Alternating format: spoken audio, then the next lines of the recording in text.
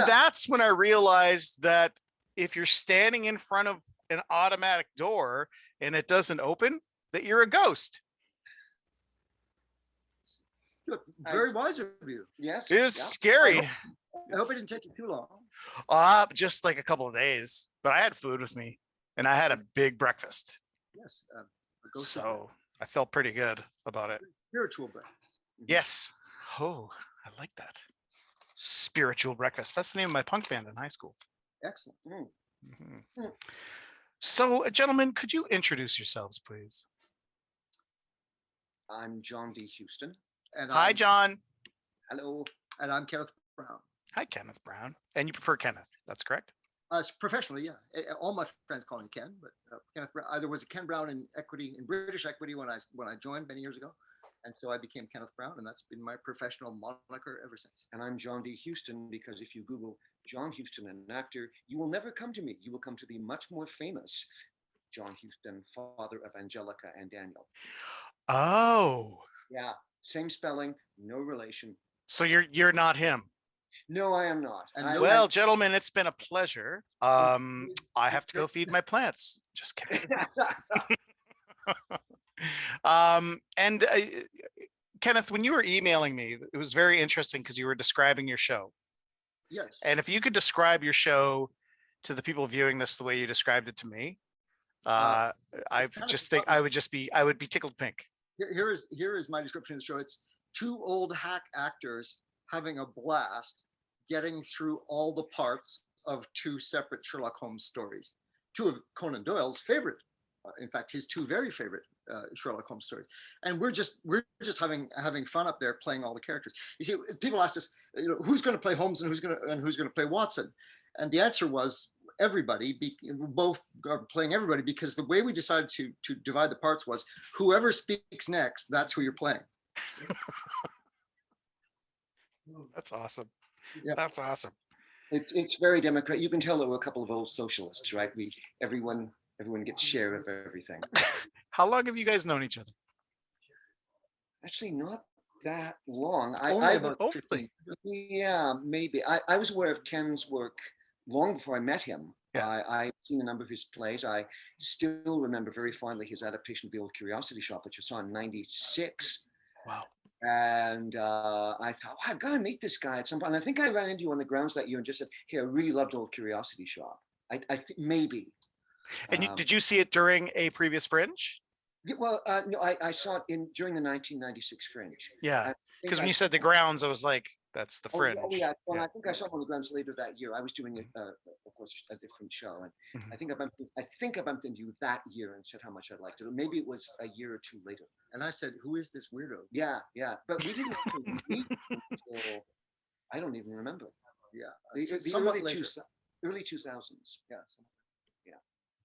That's it's so neat to hear about the relationships that the Fringe has created. And it's just wonderful to hear that you two met. I can tell you don't get along. I can tell there's a lot of animosity between you two. So that's something you got to work off. We have a lot of makeup to cover the bruises every time we go on stage. Right. Yeah, I could tell there's silent violence, which is also a name of a punk rock band I was in high school. Yeah, we were terrible. I tell you a lot of punk rock bands. Yeah, I got kicked out a lot. Yeah. They told me that I hugged too long. Oh yeah, I see that. I still don't get it, but what else? Invented the term silent violence, and that was it. Silent violence. That's a good one. They were Doyle's two favorite Sherlock stories. Is that why you picked them, or do you actually still? No, go ahead. It was a complete coincidence. We didn't find out about that when I started doing sort of research into the stories that we had chosen. I chose. Well, anyway, I chose Red Dead League and you chose. No, I think I chose Red Dead. Oh, maybe that makes sense. Anyway, we each chose a story that we wanted to do, and then I was doing some sort of background research into it, and just happened to come across this little nugget of Doylean trivia. I went, well, that's an interesting coincidence. That's cool. That was really why we just chose stories that we liked.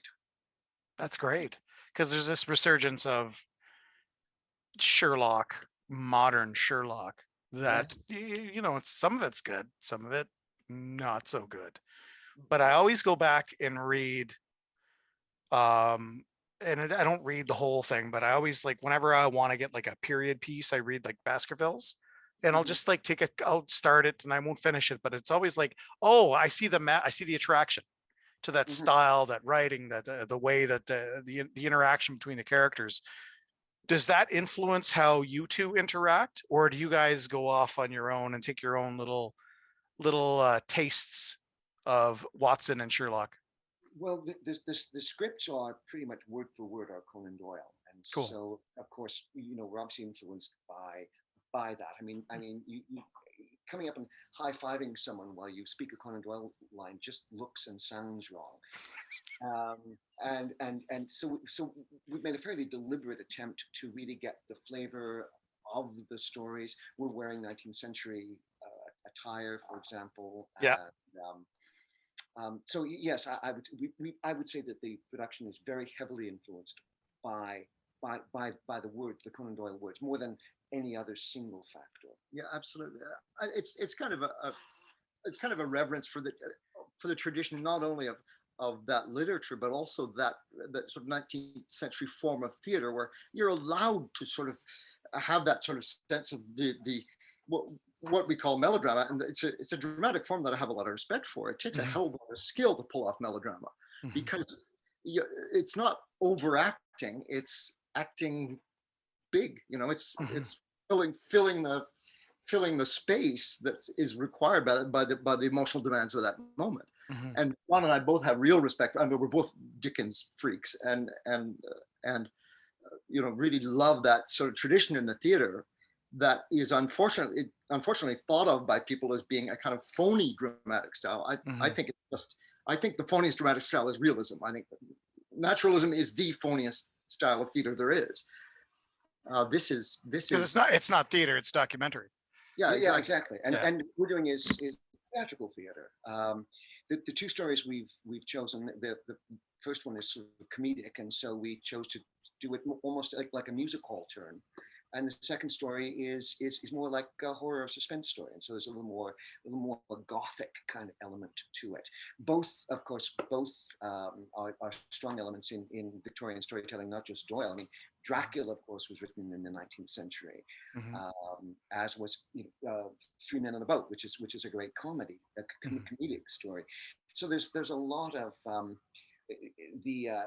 really 19th century style was really the most logical way to interpret these stories. Yeah, I mean, not that we don't like Sherlock. I love Sherlock. Ditto. The Benjamin Cumberbatch. Yeah. Yes. Fabulous stuff. But that certainly wasn't what we set out to do. We set out to sort of pay homage to the sensibility of the original stuff. What is your venue again? La Cité, Francophone. La Cité. What's it like, gentlemen? What's it like to get back up on a stage? Well, we just finished playing the Trial of Louis Riel in Regina, that was fabulous, because it was at the RCMP Heritage Museum. So, oh my gosh, is that ironic? No, it wasn't ironic. I think it is ironic because it was hanging 200 yards from where we were doing the show. Yeah. But it's deeper than irony, because it's really the RCMP for the first time turning to this play in the 55-year running history of this play and saying, we will have that in our spiritual home. Because I'm sorry to interrupt, but they wanted it there. It wasn't just that you rented the spot. No. Oh my gosh, that's progressive.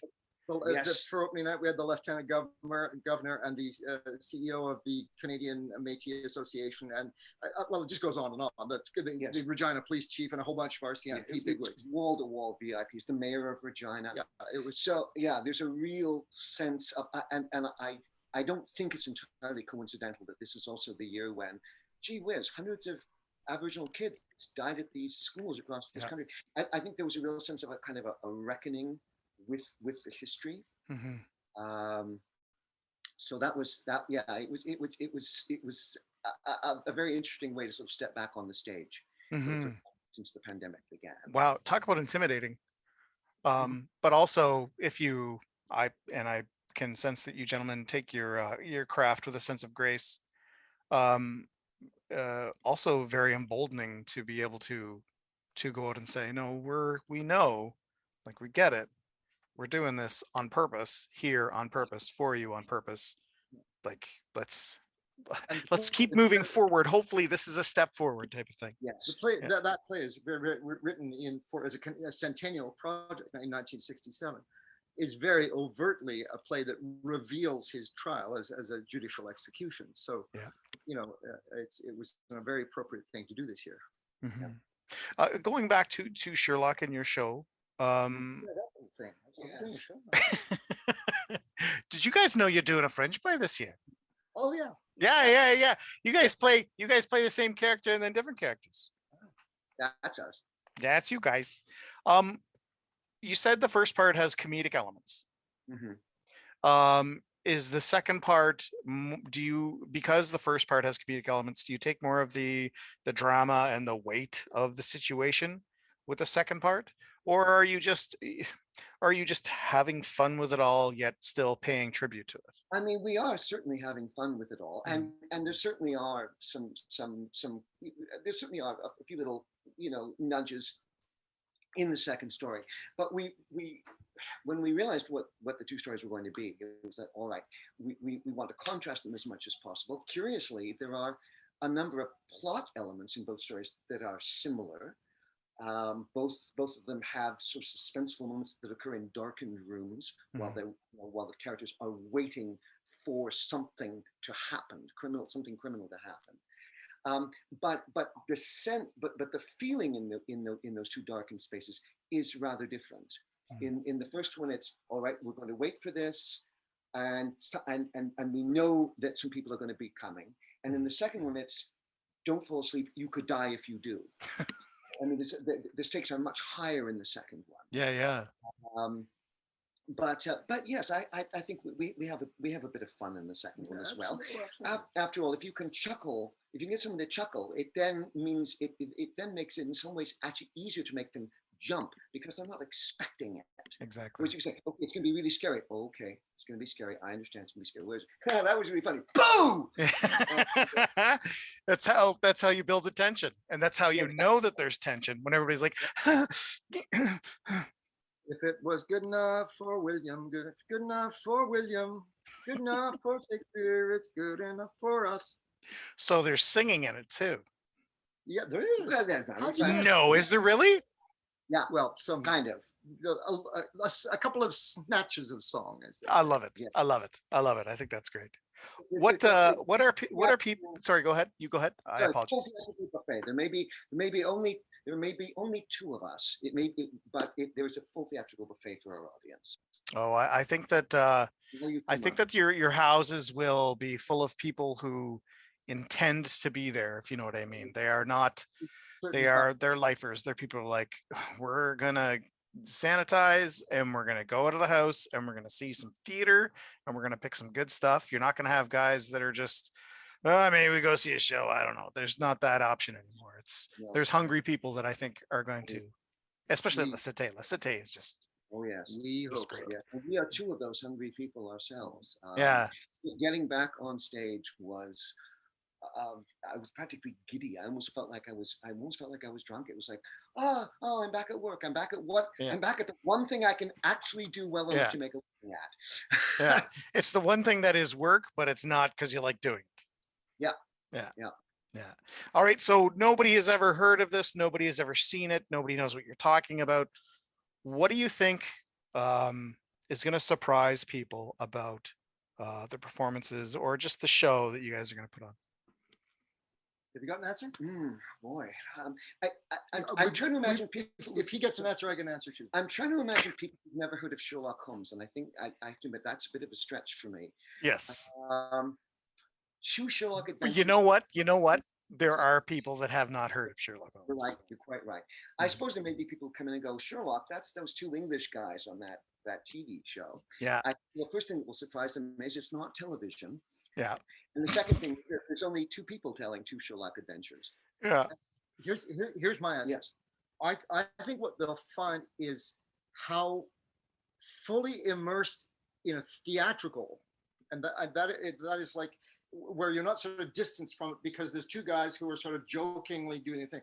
How thoroughly immersed you are in the theatrical experience of seeing a play with two guys who look nothing like Benedict Cumberbatch and Martin Freeman, giving, I hope, a really substantial account of those two wonderful stories. I'm told I look like Benedict Cumberbatch.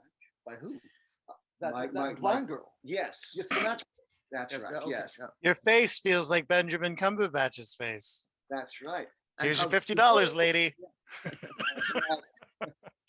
Gentlemen, if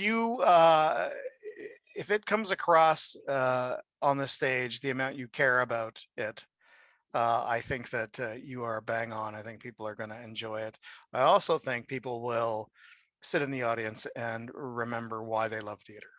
I think that's something that is totally rad. Is there anything that I haven't asked that you wished I would have, or is there anything you would like to add that I might have gleaned over? I will be putting the links to all the show times and everything at the bottom of the videos. Just say one thing. You brought it up earlier about people sanitizing and coming out, and that is that the theater does have a full list of protocols, everything else. We are looking, we are caring for our audiences' well-being, as well as we hope, and entertaining them and making them happy that they stepped outside their home, but knowing that they can do so with impunity. Is that what impunity is? Yeah.